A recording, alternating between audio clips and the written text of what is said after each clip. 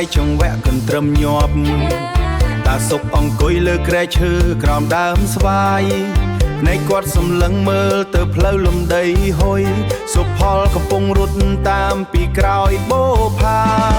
ស្បែកជើងសូងរបស់គេដាច់កែងមកខាងនាងកាន់កន្ត្រកផ្កាម្លិះពណ៌សស្គមដើរញាប់ជើងផ្ដាច់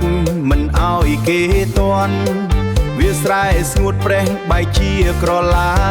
តាសុកសោយរហូតដល់ក្អមផ្អើលមន់រំកន្ទ្រឹមតាមចង្វាក់ដីហុយឆ្វេងមួយស្ដាំមួយកុំអោយគេតន់ស្នេហាក្មេងៗដូចកូនក្មេងលេងផ្ទះសប្បាយចិត្តណាស់សប្បាយចិត្តណាស់ក្នុងភូមិយើង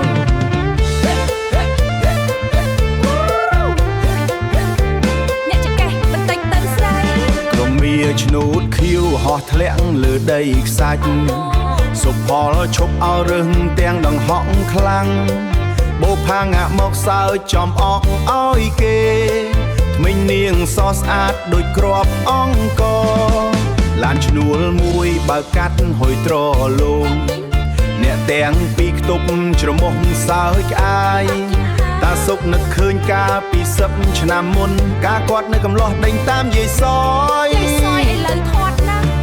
រំកន្ទ្រឹមតាមចង្វាក់ដីហុយឆ្វេងមួយស្ដាំមួយកុំអោយគេតន់ស្នេហាក្មេងៗដូចកូនក្មេងលេងផ្ទះសប្បាយចិត្តណាស់សប្បាយចិត្តណាស់ក្នុងភូមិយើងរំទៅពួកគេមកដល់ខ្លោងទ្វារវត្តអារាមបុផាឈប់រោងចាំតែមុខឡើងក្រហមសុផលហុចក្រមាដែលបលាក់ដីឲ្យសុផលឈោទាញដល់បលើចូលផ្ទះពលឺថ្ងៃចិត្តអស់ពីចុងឈើហើយពលឺថ្ងៃចិត្តអស់ពីចុងឈើហើយហើយកូនចៅអើយសំលេងស្គរវាយសម្រុករកខ្លាំងរួចឈប់ងក់ដេញតាមគ្នាដល់ណា